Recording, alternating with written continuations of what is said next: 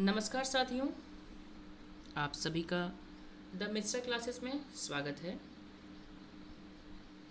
हम लोग जो झारखंड क्षेत्रीय कार्यकर्ता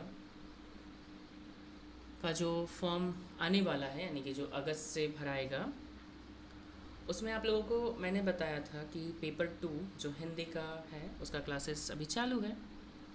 इसका पहला जो काव्य भाग में था, ये काव्य खंड में जो था, उधो तुम हो अति बड़ भागी और राम लक्ष्मण परशुराम संवाद, ये दोनों का वीडियो आपको इस चैनल पे मिल जाएगा। और आज हम लोग दो और कविता को देखेंगे, ठीक है, जिसका ये हमारा जो सिलेबस है उसमें डार, दुम्र और क्या है पलना और है पलनी नुपुर, ये देव के द्वारा लिखा गया है। वैसे आपका ये जो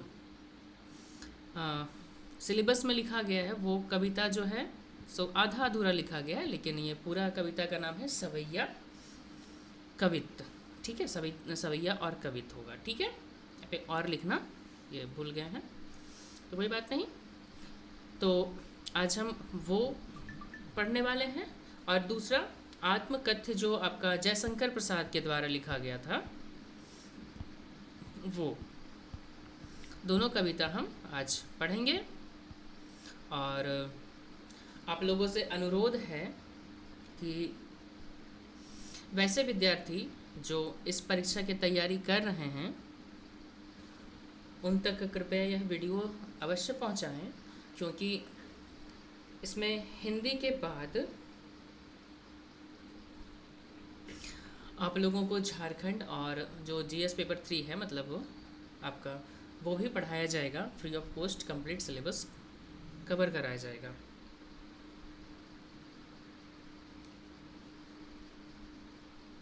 ठीक है, तो आप लोगों से अनुरोध है कि वैसे विद्यार्थी जो इस फॉर्म को भरने वाले हैं वो अभी से ही तैयारी शुरू कर दें, ताकि उनका तैयारी और बेहतर हो सके। और आप लोगों को तो पता ही है कि इस चैनल पे फ्री ऑफ कॉस्ट पढ़ाया जा रहा है, तो जितने भी लोग हैं उनसे आप ये चैनल शेयर कर सकते हैं। साथ ही साथ आप चैनल को सब्सक्राइब ज़रूर कर दीजिए। उससे क्या होगा कि जितना भी वीडियो आता है इस चैनल पे वो आप तक आसानी से पहुंच सके। चलिए तब शुरू करते हैं। तो सबसे पहले हम लोग देव जो नाम के कवि हैं उनका परिचय देख लेते हैं। इसके बाद इनका जो कविता है उसको पढ़ेंगे, फिर भावार्थ समझेंगे कविता का।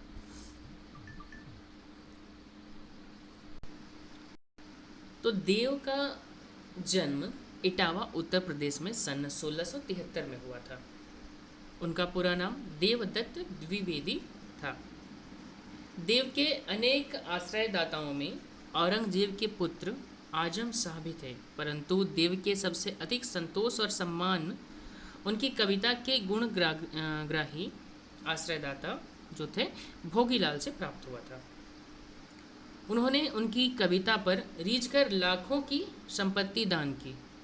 उनके काव्य ग्रंथों की संख्या करीब 52 से 72 तक मानी जाती है। उनमें से रसविलास, भावविलास, काव्य रसायन, भवानी विलास आदि देव के प्रमुख ग्रंथ माने जाते हैं। उनकी मृत्यु सन 1767 में हुई थी, ठीक है। तो देव रीतिकाल के प्रमुख कवि हैं, है ना। रीतिकालीन कविता का संबंध दरबारों, आश्रयदाताओं से था, इस कारण उन्हें दरबारी संस्कृति का चित्रण अधिक हुआ है उनकी कविताओं में, ठीक है। देव भी इनसे अछूते नहीं रहे थे, किंतु वे इस भाव से जब भी मुक्त हुए वे प्रेम और सौंदर्य से सहज चित्र खींचे। अलंकारिता और श्रृंगारिता उनके काव्य की प्रमुख विशेषता है। शब्दों की आवर्ती के जरिए नया सौंदर्य पैदा करके उन्होंने सुंदर ध्वनि चित्र प्रस्तुत किए हैं। चलिए, तो यहाँ पे हम लोग जो सवैया कवित्त या कवित्त सवैया जो पढ़ने वाले हैं उसके विषय में कुछ है, इसको देखते हैं। यहाँ संकलित कवित्त सवैया में एक और जहाँ रूप सौंदर्य का अलंकृत या अलंकारिक चित्रण देखने को मिलता है, वहीं दूसरी ओर प्रेम और प्रकृति के प्रति कवि के भाव की अतरंग अभिव्यक्ति भी है। पहले सवैये में कृष्ण के राजसी रूप का वर्णन है, जिसमें उनके गुण जिसमें उस युग के सामंती वैभव झलकता है। दूसरे कवित्व में बसंत को बालक के रूप में दिखाकर प्रकृति के साथ एक रागात्मक संबंध की अभिव्यक्ति हुई है। तीसरे कवित्व में पूर्णिमा की रात में चांद तारों से भरे आकाश की आभा का वर्णन है। चांदनी रात की कांति को दर्शाने के लिए देव दूध के फेन जैसे पारदर्शी बिंब का काम में लेते हैं, बिंब को, है ना, जो उनकी काव्य कुशलता का परिचायक है। चलिए, यहाँ तक उम्मीद है आप लोगों को समझ में आ गया होगा। चलिए हम लोग शुरू करते हैं सवैया कवित्व को। ठीक है, तो क्या है? पाइन नुपुर मंजू बजे, कटी किंकिन कै धुनी की मधुराई, सांवरे अंग लसे पट पीत हिय, पुलसे बनमाल सुहाई। है ना, आगे है माथे किरीट बड़े दिंग, द्रिंग चंचल मद हसी मुख चंद जुन्हाई, जय जग मंदिर दीपक सुंदर ब्रिज दुलह देव सहाय। इसका अर्थ क्या होगा? तो प्रस्तुत पंक्तियों में देव ने कृष्ण के रूप का सुंदर चित्रण किया है।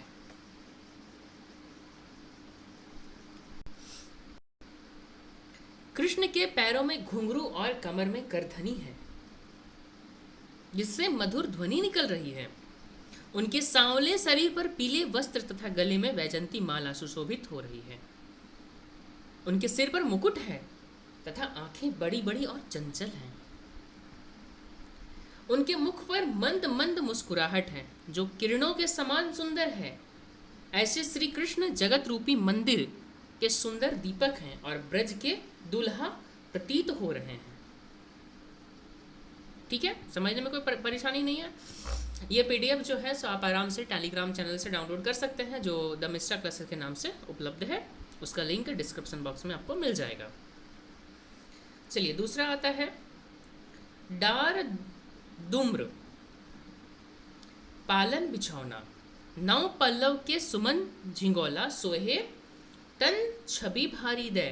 ये किसका चित्रण किया जा रहा है? वसंत ऋतु का, है ना। पवन झुलावे कैरी कीर, बरतावे देव देव, है ना। कोकिल हलावे हुलसावे करतारी दे, पूरित पराग सो उतारो करे, राई नोन कंजकली नायिका तालन सिर सारी दे, मदन महीप जू को बालक बसंत ताही, प्रात ही जावत गुलाब चटकारी दे। ये वसंत को एक बालक के रूप में दिखाया गया यहाँ पे। इसका अर्थ हम लोग समझते हैं।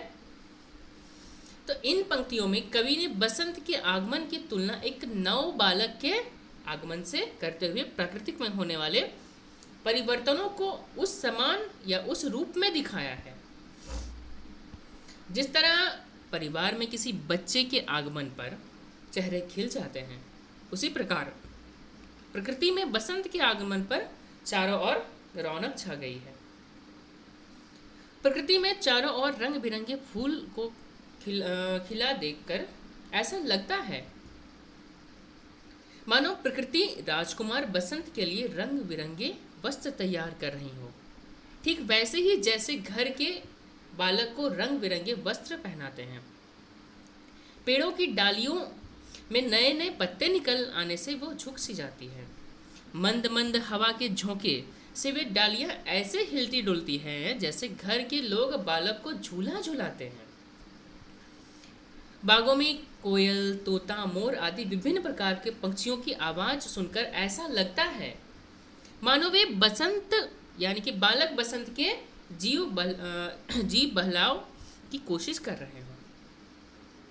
जैसे घर के सदस्य अपने अपने तरीके से विभिन्न प्रकार की बातें कर कर, आवाज़ निकाल कर बच्चों के मन बहलाने का प्रयास करते हैं, उसी प्रकार से कमल के फूल भी यहाँ वहाँ खिलकर अपने सुगंध बिखेरते नजर आते हैं। वातावरण में चहुं ओर विभिन्न प्रकार के फूलों की सुगंध इस प्रकार व्याप्त रहने लगती है जैसे कि घर की बड़ी बूढ़ी राई और नून जलाकर बच्चों को बुरी नज़र से छुटकारा दिलाने के लिए टोटका करती है ना, वैसे ही कुछ। बसंत ऋतु में सुबह सुबह गुलाब की कली चटककर फूल बनती है, तो ऐसा जान पड़ता है जैसे बसंत को बड़े प्यार से सुबह सुबह जगा रही हो। जैसे घर के सदस्य बच्चों के बालों में उंगली से कंघी करते हुए कानों के पास धीरे चुटकी बजाकर उसे प्यार से जगाते हैं ताकि वह कहीं रोने ना लगे। कुछ उसी प्रकार से यहाँ चित्रण किया गया है। चलिए, इसके बाद आता है कवित का दूसरा। फटिक सिलानी सौ सुधरायो, शुद्ध मंदिर उदधि दधी को शो अधिकाई उमगे अमंद। बाहर तह भीतर ले भीति न दिखे देव, दूध को सो फैन फैल्यो आंगन फरस बंद, है ना। तारा सी तरुणी तामे थाड़ी झिलमिल होती, मोतिन की ज्योति मल्लियो मल्लिका को क्या है मकरंद, है ना। आरसी से अंबर में आभा सी उजारी लागे, प्यारी राधिका को प्रतिबिंब सो लागत चंद। यानी कि यहाँ पे राधिका को उसका प्रतिबिंब बता रहा है चांद को। चलिए, इसका अर्थ के विषय में हम लोग देखते हैं।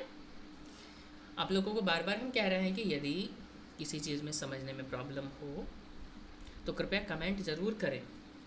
आप लोगों का जो प्रॉब्लम है, एक प्रॉब्लम का सॉल्यूशन इस चैनल पे बताया जाएगा। चलिए, इसके भाव को देखते हैं, हम लोग अर्थ को समझते हैं। तो इन पंक्तियों में कवि ने पूर्णिमा की चांदनी रात में धरती और आकाश के सौंदर्य को दिखाया है।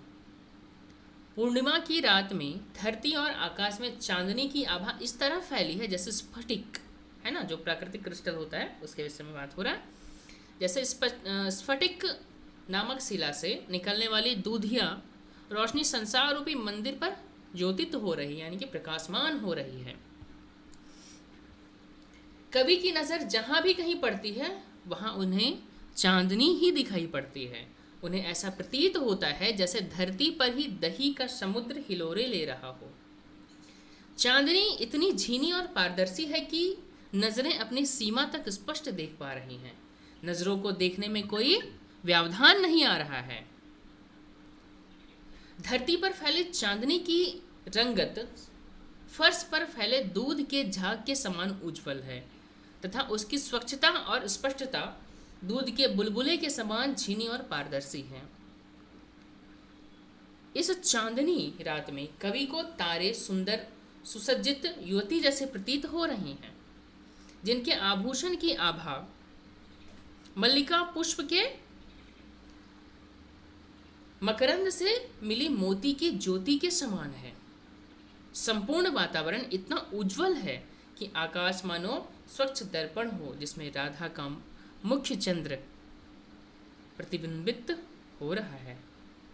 यहाँ कवि ने चंद्रमा की तुलना राधा के सुंदर मुखड़े से की है, चेहरे से की है। ठीक है, चलिए, ये कविता आपका खत्म हो जाता है। अब आते हैं हम लोग जयशंकर प्रसाद की ओर। तो जयशंकर प्रसाद के आत्मकथ्य को पढ़ने से पहले उनके बारे में थोड़ा जान लेते हैं। तो जयशंकर प्रसाद का जन्म सन 1889 में वाराणसी यानी कि बनारस में हुआ था। काशी के प्रसिद्ध क्वींस कॉलेज में वे पढ़ने गए थे, परंतु स्थितियां अनुकूल ना होने के कारण 8वीं से आगे पढ़ नहीं पाए। बाद में घर पर ही संस्कृत, हिंदी, फारसी का अध्ययन किया। छायावादी काव्य प्रकृति के प्रमुख कवियों में से एक जयशंकर प्रसाद का निधन जो है वो सन 1937 में हो गया। चलिए, उनकी प्रमुख काव्य कृतियाँ हैं चित्रधारा, कानन, कुसुम, झरना, आंसू, लहर और कामायनी। आधुनिक हिंदी की श्रेष्ठतम काव्य कृति मानी जाने वाली कामायनी पर उन्हें मंगल प्रसाद पारितोषिक दिया गया था, यानी कि मंगल प्रसाद नाम का एक अवार्ड था, वो दिया गया था। वे कवि के साथ साथ सफल गद्यकार भी थे, यानी कि वो क्या लिखते थे, कहानी भी लिखा करते थे, नाटक भी लिखते थे। तो क्या क्या इसमें, अजात शत्रु, चंद्रगुप्त, स्कंदगुप्त और ध्रुव स्वामिनी उनके नाटक हैं। तो कंकाल, तितली और इंद्रावती उपन्यास है। आकाशदीप, आंधी और इंद्रजाल उनके कहानी संग्रह हैं। प्रसाद का साहित्यिक जीवन की कोमलता, मधुरर्य शक्ति और ओज का साहित्य माना जाता है।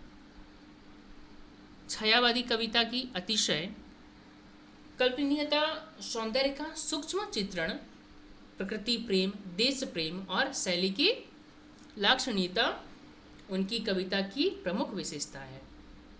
इतिहास और दर्शन में उनकी गहरी रुचि थी, जो उनके साहित्य में स्पष्ट दिखाई पड़ती है। अब आता है आपका ये जो हम लोग आत्मकथ्य पढ़ने वाले हैं उसके विषय में, ठीक है।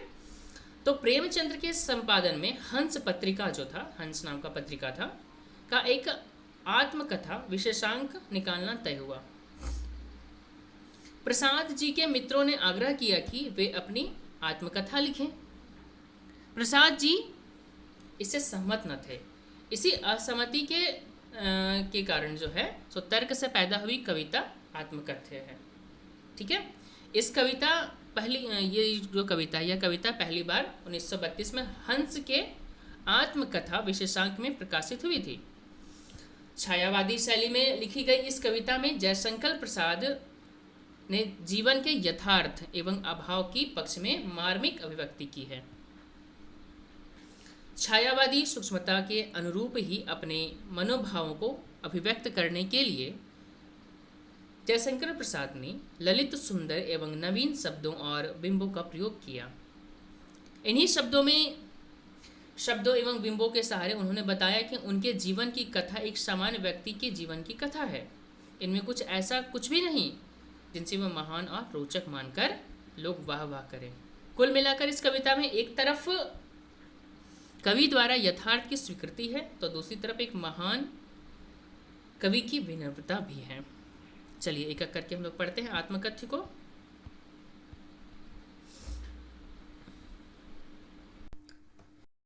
चलिए इसको पढ़ते हैं। तो मधुप गुण गुना कर कह जाता है कौन कहानी यह अपनी, मुरझाकर गिर रही पत्तियां देखो कितनी आज घनी, इस गंभीर अनंत नीलिमा में असंख्य जीवन इतिहास, यह लो करते ही करते अपना व्यंग्य मलिन उपहास, तब भी कहते हो कह डालूं दुर्बलता अपनी बीती, तुम सुनकर सुख पाओगे देखोगे यह गागर रीति, किंतु कहीं ऐसा ना हो कि तुम ही खाली करने वाले हो, अपने को समझो मेरा रस ले अपने भरने वाले।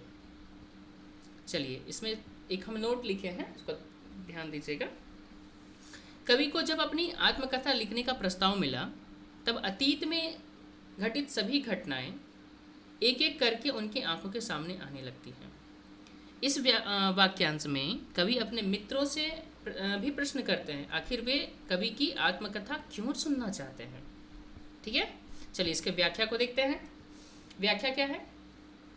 तो कवि जयशंकर प्रसाद भौरे के माध्यम से अपनी कथा का उल्लेख करते हुए कहते हैं कि हे मन रूपी भौरे, गुनगुनाकर अपनी कौन सी कहानी यह कह रहा है ना, गुनगुनाकर अपनी कौन सी कहानी यह कह रहा है। कहने का तात्पर्य यह है कि जिस तरह से एक भौरा फूलों के आसपास गुंजन करते हुए मंडराता फिरता है, ठीक उसी प्रकार आज कवि का मन रूपी भौरा अतीत की यादों के आसपास गुनगुनाकर गुंजन करते हुए न जाने अपनी कौन सी कहानी कहना चाह रहा है। कवि आगे कहते हैं कि उनका जीवन रूपी वृक्ष जो कभी सुख और आनंद रूपी पत्तियों से हरा भरा था, अब वो सभी पत्तियां मुरझाकर एक एक करके गिर रही हैं, क्योंकि आज कवि के जीवन की परिस्थितियां बदल चुकी हैं। उनके जीवन में सुख की जगह दुख और निराशा ने ले ली है, और कवि इस वक्त अपने जीवन रूपी वृक्ष में पतझड़ का सामना कर रहे हैं।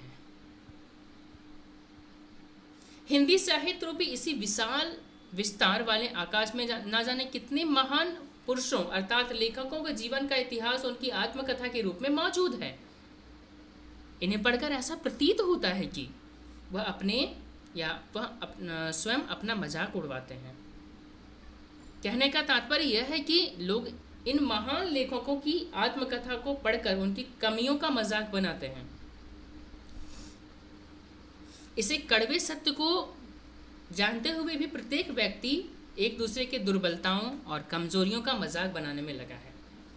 फिर भी मित्र, तुम मुझसे यह कहते हो कि मेरे जीवन में जो कमियां हैं, जो मेरे साथ घटित हुआ है, उसे मैं सबके सामने कह डालूं। फिर कभी अपने दोस्त से पूछते हैं कि क्या तुम मेरी कहानी को सुनकर सुख प्राप्त करोगे। मेरा जीवन रूपी घड़ा एकदम खाली है, इसमें कोई भाव नहीं है। कवि आगे कहते हैं कि अगर मैं अपनी आत्मकथा में कुछ ऐसा लिख दिया जिससे पढ़कर तुम कहीं ऐसा ना समझो कि मेरे जीवन रूपी गागर यानी कि घड़े में जो सुख, खुशियाँ और आनंद रूपी रस थे, वे सभी तुमने ही खाली किए हैं, और उन सभी रसों को मेरे जीवन रूपी गागर यानी कि घड़े से लेकर तुमने अपने जीवन रूपी गागर घड़े में भर लिया हो और मेरा जीवन दुख से भर दिया हो। ऐसा कवि कहते हैं। इस कविता का भावार्थ यदि हम देखें तो क्या होगा। कवि जयशंकर प्रसाद पहले तो अपनी आत्मकथा लिखने को तैयार नहीं थे और तर्क दे रहे थे कि इस हिंदी साहित्य में ना जाने कितने महापुरुष अर्थात लेखकों के जीवन का इतिहास उनकी आत्मकथा के रूप में मौजूद है। लोग उन महान लेखकों की आत्मकथा को पढ़कर उनकी कमियों का मजाक बनाते हैं। इस कड़वे सत्य को स्वीकार करते हुए कि प्रत्येक व्यक्ति एक दूसरे की दुर्बलताओं और कमजोरियों का मजाक बनाने में लगा है, फिर भी कवि अंततः अपनी आत्मकथा को लिखने के लिए तैयार हो जाते हैं, परंतु चेतावनी भी देते हैं कि वे कुछ ऐसा भी लिख सकते हैं जिन्हें पढ़कर कहीं कोई ऐसा ना समझे कि उनके जीवन में जो सुख, खुशियाँ और आनंद रूपी रस थे वो उन सभी ने ही खाली किए हैं और कवि का जीवन दुखों से भर दिया है। असल में यह कवि का एक तर्क ही है जिसे देकर वे अपनी आत्मकथा लिखने से बचना चाहते हैं। ठीक है, चलिए आगे पढ़ते हैं। यह विडंबना अरे सरलते तेरी हंसी उड़ाऊं मैं, भूले अपनी प्रवचना औरों को दिखाऊं मैं, उज्जवल गाथा कैसे गाऊं मधुर चांदनी रातों की, अरे खिल खिलाकर हंसते होने वाली उन बातों की, मिला कहाँ वह सुख जिसका मैंने स्वप्न देखकर जाग गया, आलिंगन में आते आते मुस्किया कर जो भाग गया, है ना, मुस्काकर होगा यहाँ पे, ठीक है, मिस प्रिंटिंग है, उसको ध्यान दीजिएगा। तो कवि क्या कहते हैं इसमें नोट में देखते हैं हम लोग, है ना, क्या है। कवि यहाँ पर कहते हैं कि जिस व्यक्ति का स्वभाव जितना सरल होता है उनको लोग उतना ही धोखा देते हैं। कवि अपने उन प्रपंची मित्रों की असलियत दुनिया के सामने लाकर उनको शर्मिंदा नहीं करना चाहते, साथ ही वे अपने निजी पलों को दुनिया के सामने नहीं बताना चाहते। अपनी पत्नी की मृत्यु के बाद कवि अपने जीवन को दुखमयी समझता है। ठीक है, अब इसकी व्याख्या की ओर हम लोग देखते हैं तो क्या होगा। कवि कहता है कि यह तो बड़ा दुर्भाग्य की बात है कि मेरे मित्र मुझे आत्मकथा लिखने को कह रहे हैं, क्योंकि सरल मन वाले की मैं हंसी कैसे उड़ाऊं। मैं तो अभी तक स्वयं दूसरे के स्वभाव को समझ नहीं पाया हूँ। मेरे सरल स्वभाव के कारण जीवन में मुझसे जो गलतियाँ हुई, कुछ लोगों ने जो मुझे धोखे दिए या मेरे साथ जो छल प्रपंच किया है, उन सभी के बारे में लिखकर मैं अपना मजाक नहीं बनाना चाहता हूँ। कहने का तात्पर्य है कि कवि अपने प्रपंची मित्रों और असलियत दुनिया के सामने लाकर उनको शर्मिंदा नहीं करना चाहते। इसीलिए कवि अपनी आत्मकथा नहीं लिखना चाहते। कवि अपनी पत्नी के साथ बिताए गए मधुर पलों का जिक्र करते हुए कहते हैं कि चांदनी रातों में मैंने अपने प्रियसी यानी कि पत्नी के साथ एकांत में खिलखिलाकर हंसते हुए, उससे प्यार भरी मीठी बातें करते हुए जो समय बिताया था, वही मधुर स्मृतियाँ ही तो अब मेरे जीवन जीने का एकमात्र सहारा है। उन निजी क्षणों का वर्णन कैसे कर सकता हूँ? उन आनंद भरे पलों की बात को मैं दूसरे के साथ बांटना नहीं चाहता हूँ। कवि आगे कहते हैं कि मुझे जीवन में वह सुख कहाँ मिला जिसका मैं स्वप्न देख रहा था।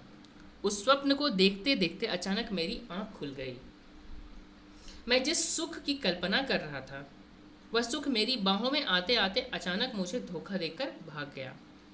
अर्थात कवि ने अपनी पत्नी के साथ सुखपूर्वक जीवन जीने की जो कल्पना की थी वह उसकी मृत्यु के साथ ही खत्म हो गई और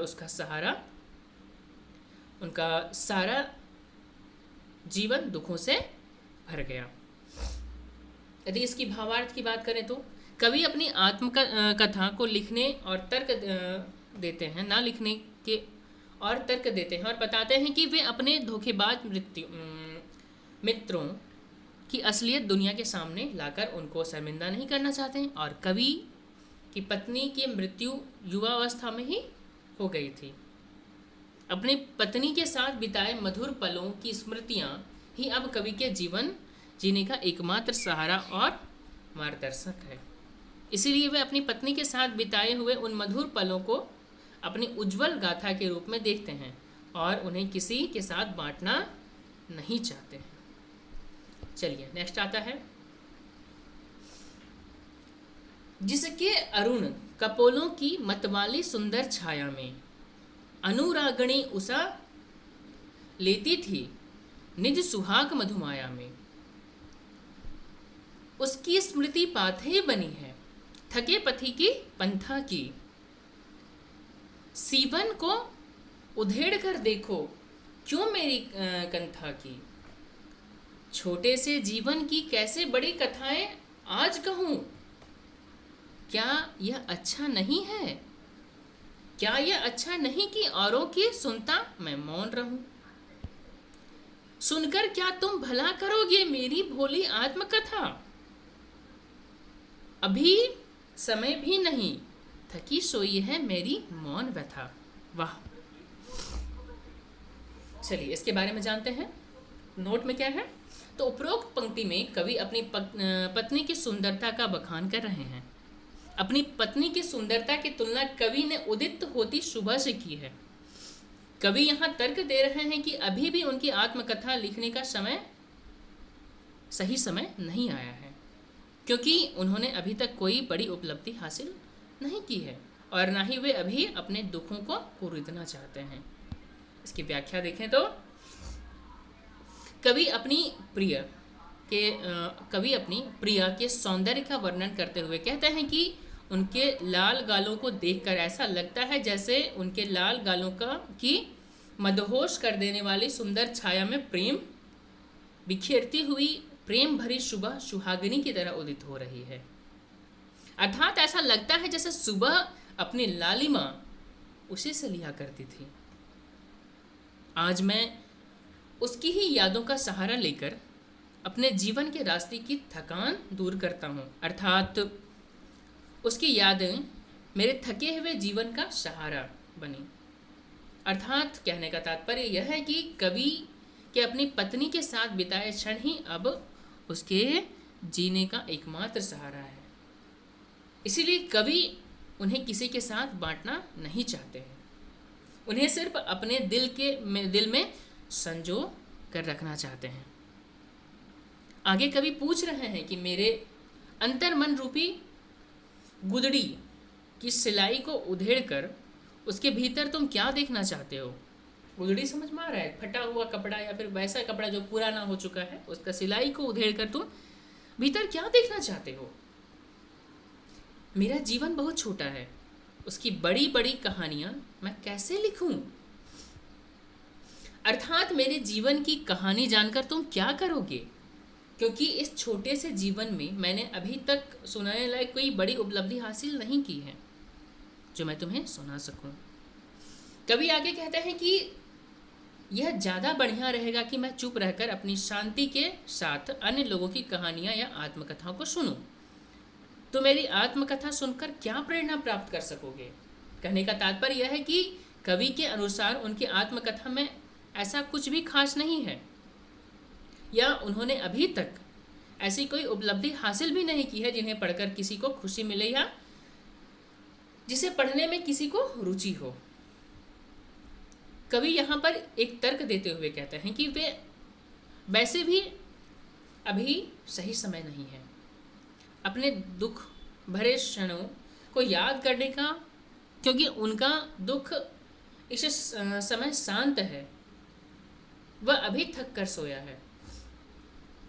कवि अपने दुखद क्षणों को भूलना चाहते हैं और इस समय वे अपने दुखद अतीत को कुछ समय के लिए भूले हैं, इसलिए वे वापस अपने दुखद अतीत को कुरेद कर फिर से दुखी होना नहीं चाहते। अब इसका भावार्थ हम लोग देख लेते हैं। कवि नहीं चाहते हैं कि कोई भी उनके अंतर्मन में झांक कर देखे, क्योंकि वहाँ तो कवि ने सिर्फ अपनी मधुर पुरानी यादों को संजो कर रखा है। कवि के अनुसार उनके जीवन में सुख के ऐसे पल कभी ना आए जिनसे कोई प्रेरित हो सके, इसलिए वे अपने जीवन की कहानी को खोलकर उधेड़ कर नहीं दिखाना चाहते।